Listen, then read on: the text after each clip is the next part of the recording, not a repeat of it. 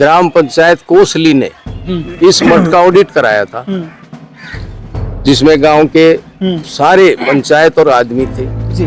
उसमें डीसी साहब ने कराया था और सरकारी आदमियों से कराया था, तो उसमें लगभग 60-70 लाख का गबन निकला था जी। मगर इन्होंने एक क्या कर रखा है कि एक कमेटी के अपने मेंबर 1100 रुपए में मेंबर बनते हैं जी इसके। तो एक तो यही गलत है, गांव का आदमी मेंबर दे पैसे पे बनो, चल पर ठीक है, चलो जी मेंबर भी पैसे से बनाते हैं, कोई बात नहीं। पर उसमें भी इन्होंने कर रखा है कि नए मेंबर नहीं बनाएंगे, जो ऑलरेडी पहले हैं वही रहेंगे। अब वो जी इन्हीं के जान पहचान के हैं, इन्हीं के नजदीक टच में हैं, उसी में बैठ के ये अपना इलेक्शन लड़ लेते हैं, उसी में कभी ट्रस्ट बना लेते हैं, कभी कुछ कर लेते हैं। ठीक, तो इनका अपना अपना अंदर अंदर ही चल रहा है। काफी बार इसका विरोध हुआ मगर इसका कोई हल निकल के आया नहीं।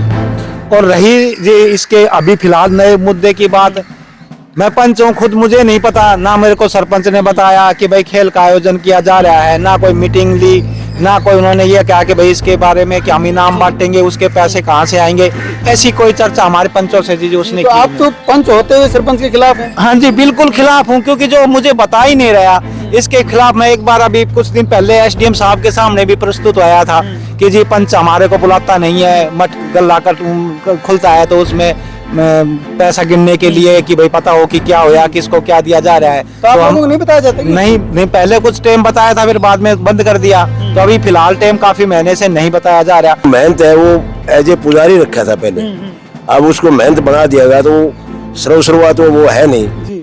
नमस्कार, आप देख रहे हैं स्टेट न्यूज हरियाणा और मैं हूं अमित अमन।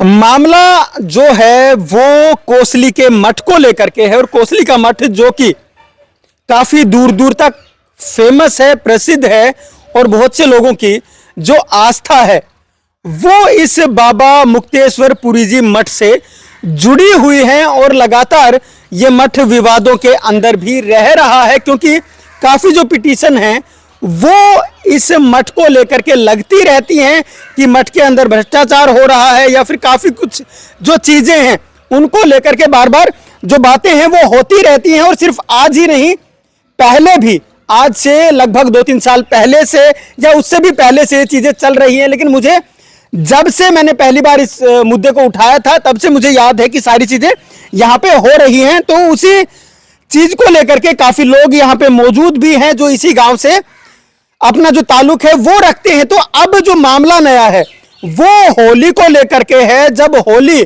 का दिन था तो उस दिन भी कुछ जो धनराशि है वो इकट्ठी हुई थी, और उसको लेकर के एसडीएम के पास, कोसली एसडीएम के पास में एक शिकायत दर्ज हुई थी। और उसी शिकायत को लेकर के क्या शिकायत थी और पूरा मामला क्या है उसको लेकर सभी लोग यहाँ पे मौजूद है। चलिए एक एक करके हम जान लेते हैं और सारी चीज जान लेते हैं। साहब आपका नाम क्या है पहले तो ये बताएं।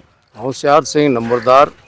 होशियार सिंह जी, आप ये बताएं कि पूरा मामला क्या है, क्योंकि आप लोगों ने एसडीएम के पास भी शिकायत लगाई है कि होली के ऊपर जो प्रोग्राम आपके गांव के अंदर होते हैं या मठ से संबंधित जो भी चीजें होती हैं उनमें दान पुण्य भी आता है, तो उसके अंदर जो है आप लोगों ने आरोप लगाए हैं। किस तरीके के आरोप है ये बताइए, और क्या मामला है पूरा?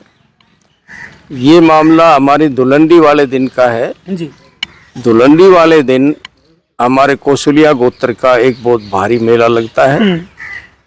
आसपास के सभी गांव के आदमी आते हैं और ढोल नगाड़ा के साथ, डप के साथ आते हैं जी। और अपना मन्नत मांगते हैं और अपनी श्रद्धा अनुसार दान चढ़ावा चढ़ाते हैं। जी। तो शाम को जब ये फोल्डोन की सवारी मेला खत्म हो लेता है तो गांव है ना हमारा कोसली, उसकी मुख्य चौपाल में सारा पैसा को जी। सरपंच और नंबरदार और महसूल उसमें लेके जाते हैं। वहाँ उस पैसे की गिनती होती है।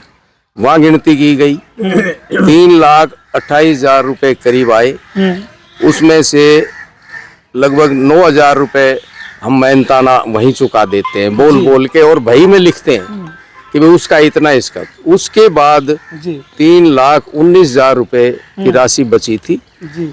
जो कि दूसरे दिन बैंक खाते में जमा होनी थी पहले नियम के अनुसार। जी। तो हमने वहां दे दी सरपंच को, सरपंच ने किसी और को दे दी। वो दूसरे दिन भी वो राशि बैंक में जमा नहीं हुई, और हमें पता चला कि उस राशि में से सरपंच ने एक किसी से, संजय नाम का आदमी है, कोसली में ही है, और वो उसकी शिकायत पहले भी आ चुकी कि उसने एक फर्जी कोई ऐसी ट्रस्ट वगस्ट बना रखी है, उससे कोई खेल कराए थे। जी तो सरपंच साहब बोले कि भाई ये खेल के पैसे मैं उसमें से देने के बाद जमा करूंगा, जो कि कानूनी गलत था। जी क्योंकि सरपंच साहब उनसे पहले भी बिके हुए हैं और इससे साफ जाहिर हो गया कि उन्होंने 40-50 रुपए हजार की जो राशि थी उनको बगैर कानून उनको दे दी और बैंक में जमा नहीं की। इसके लिए हमने एसडीएम साहब कोसली को शिकायत लगाई थी कि ये मामला गंभीर है और ये जानबूझ के सरपंच और ये मिलके मठ की राशि को दुरुपयोग करते हैं।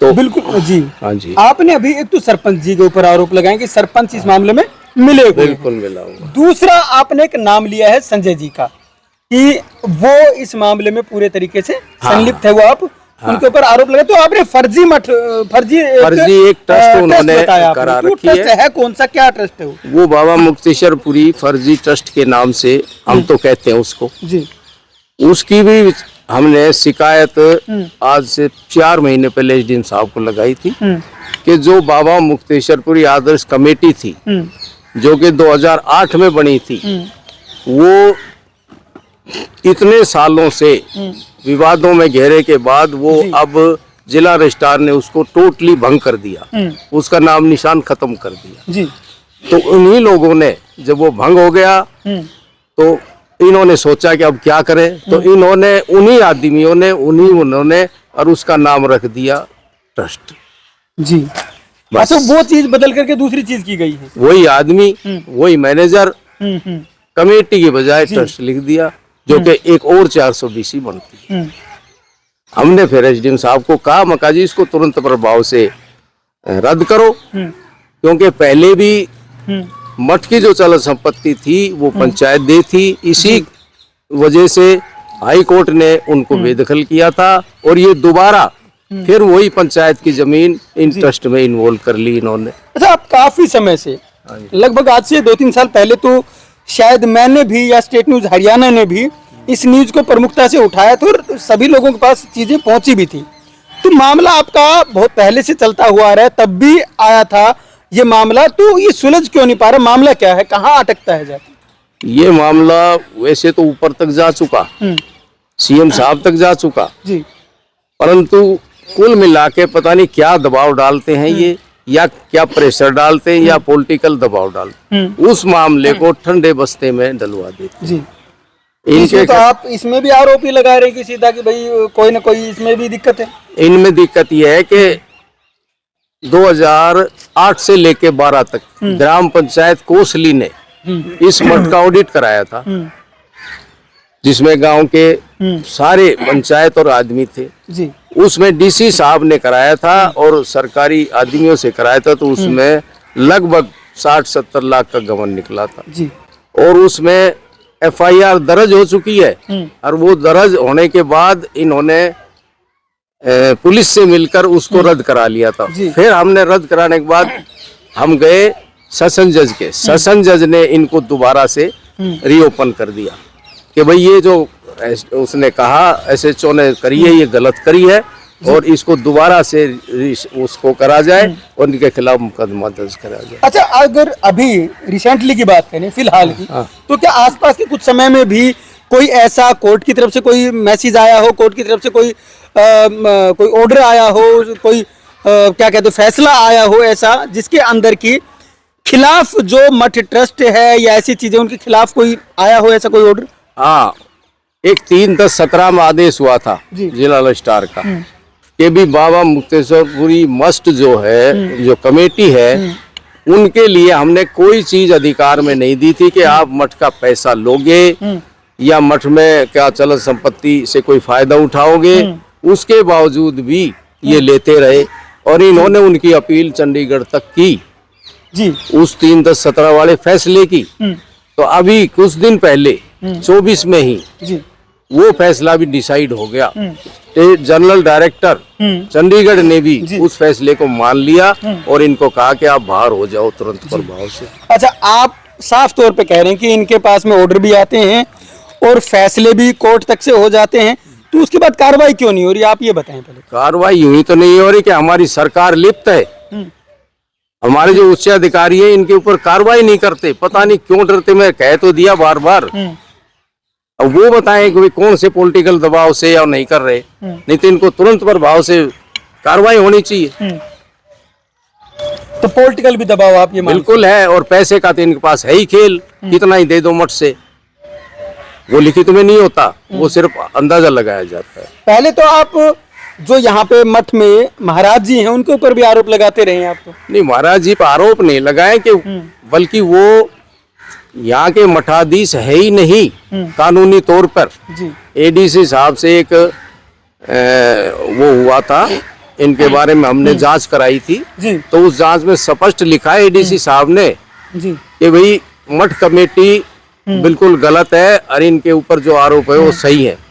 और अगर मठाधीश की बात होती है, अगर वो पुरानी परंपरा और नियम अनुसार मनोनीत है तो वो है नहीं, वो हम दे चुके, लिखित में दे चुके, आज भी नहीं है ये, ना तो कागजों में ना कुछ, जबरदस्ती बैठे हैं।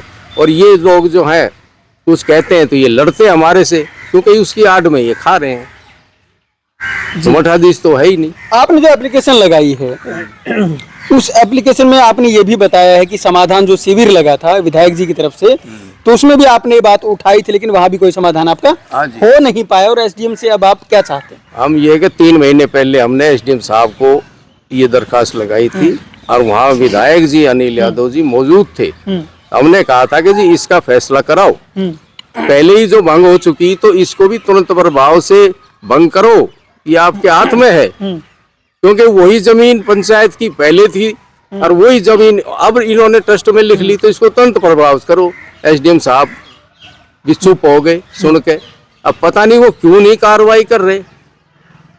ये तो भाई गांव में लोग बाग बताएंगे या समाजवादी या खुद बताएंगे कि भाई क्यों ढील कर रहे हैं, और हमारी सुनते नहीं। नोटिस दिया, हमारी कोई सुनाई ना करी।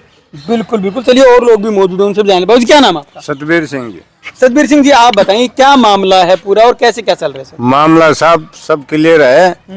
एसडीएम जो फिलहाल है, इससे पहले एसडीएम था, उसने स्पष्ट फैसला दे दिया था ग्राम पंचायत कोसड़ी और महत जी कमेटी का कोई लेना देना नहीं इसमें, ये जो करेंगे वो होगा।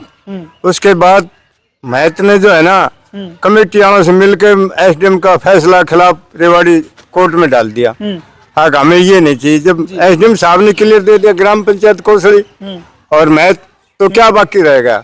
जब गांव पूरा गांव का ही हालिया ग्राम पंचायत होगी तो इससे बढ़ के इस महत का मतलब ही नहीं था ये कोर्ट में जाने का। महत को पावर दे दी कमेटी वालों कहने की वजह से, हक भाई ऐसा हो गया तो हम खा पी नहीं सकेंगे, कुछ नहीं कर सकेंगे ऐसा, इसलिए एसडीएम साहब ने क्लियर बाहर काट दिए थे, कमेटी को लेना देना नहीं। उस फैसले के खिलाफ गांव ने सही माना गया था और महत उसके खिलाफ भी चला गया। तो महत ने जाना नहीं था, जहाँ जाते तो कमेटी वाले जाते, महत का क्या कारण जानेगा?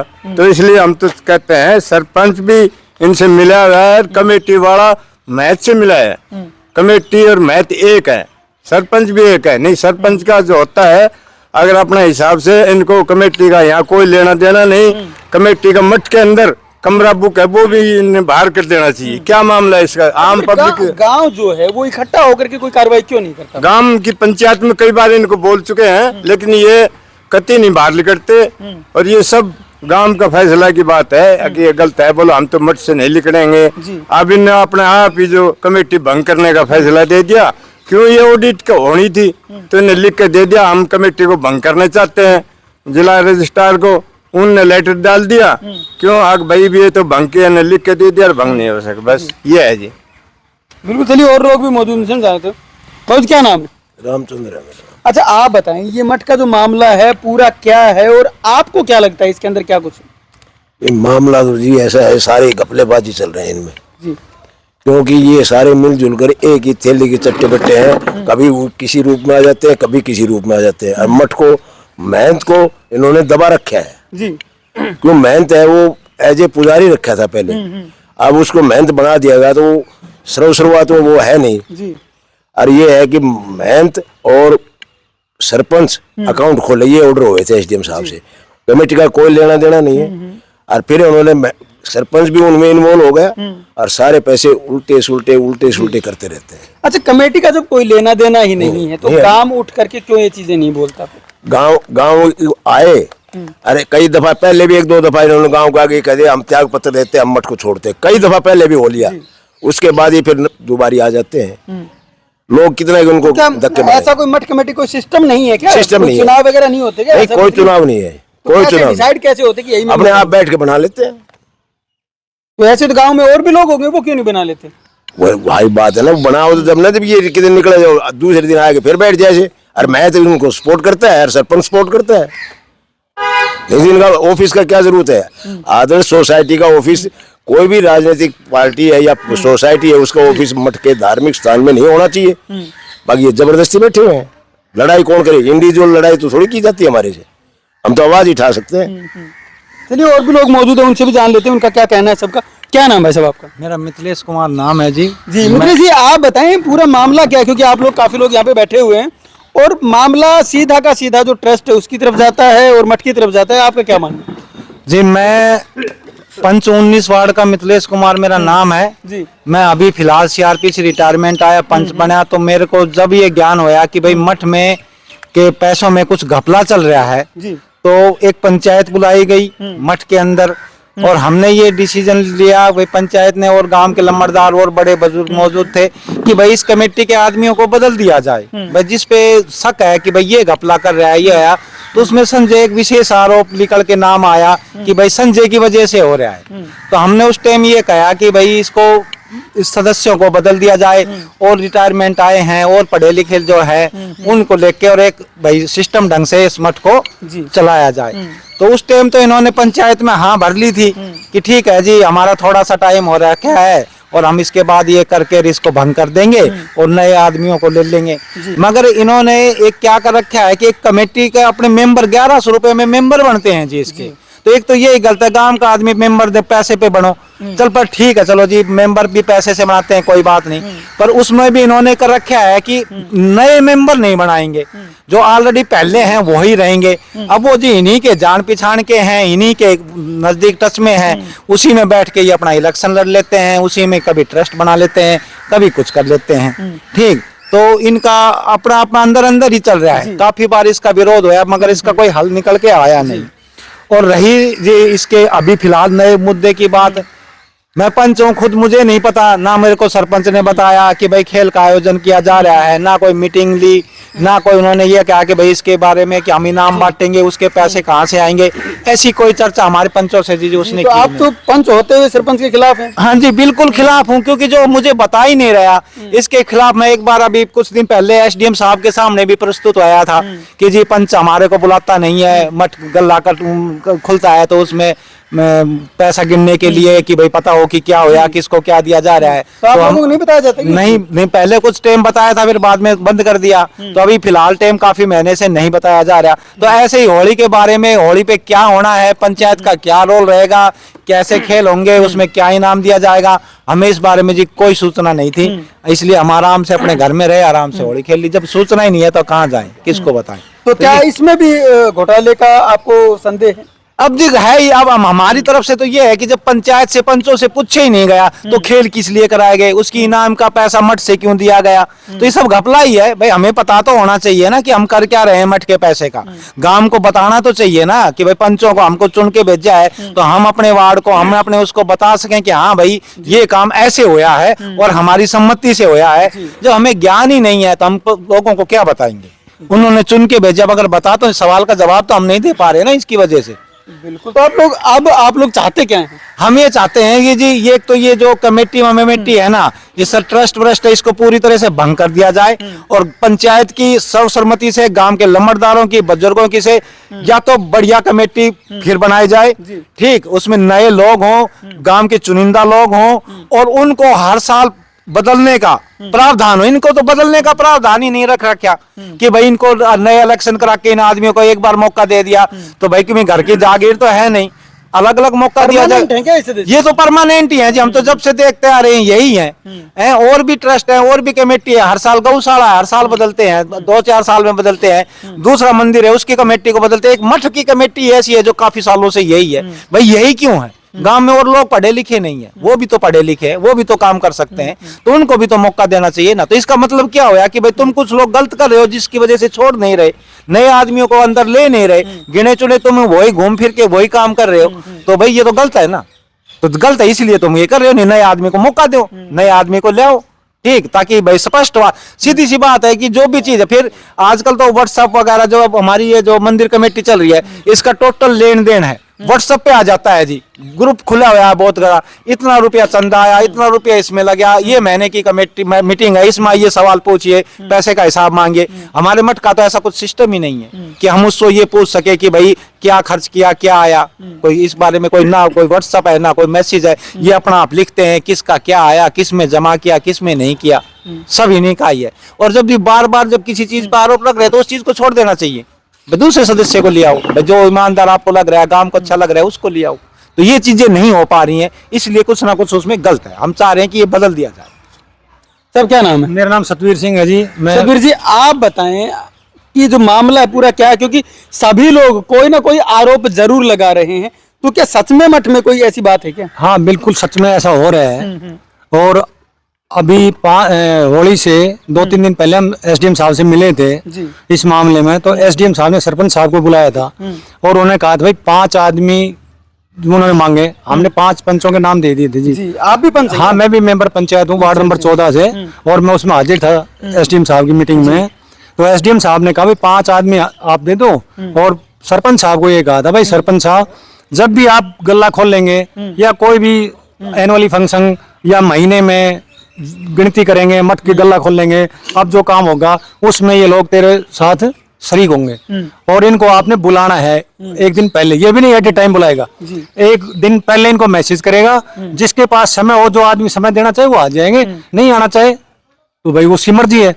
लेकिन सरपंच साहब ने ना तो हमें खेलों के बारे में सूचित किया, हमने उससे बात करी, बोले मेरे से भूल हो गई, ना सरपंच साहब ने हमें फिर इनाम बांटने के बारे में कोई संपर्क किया, अभी ये इनाम कहाँ से दी जाएगी, कहाँ से नहीं दी जाएगी। एसडीएम साहब ने कहने के बाद भी सरपंच साहब ने हमसे नहीं पूछा भाई कहाँ से तो हम इनाम बांटेंगे, कहाँ से पैसा जाएगा, ना बताया गया ना और कुछ।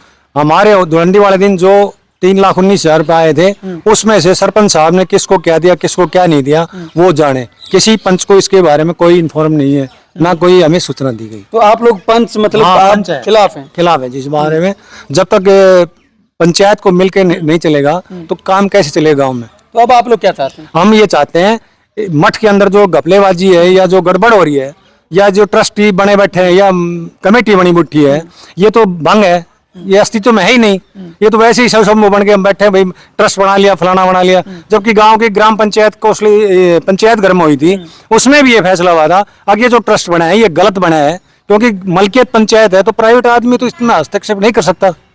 और एसडीएम ने भी कह दिया था अभी ग्राम पंचायत कोसली ही इसको सुचारू रूप से चलाएगी, सरपंच और बाबा का खत्ता होगा, ग्राम पंचायत ग्राम सभा इसमें सम्मिलित होगी जी।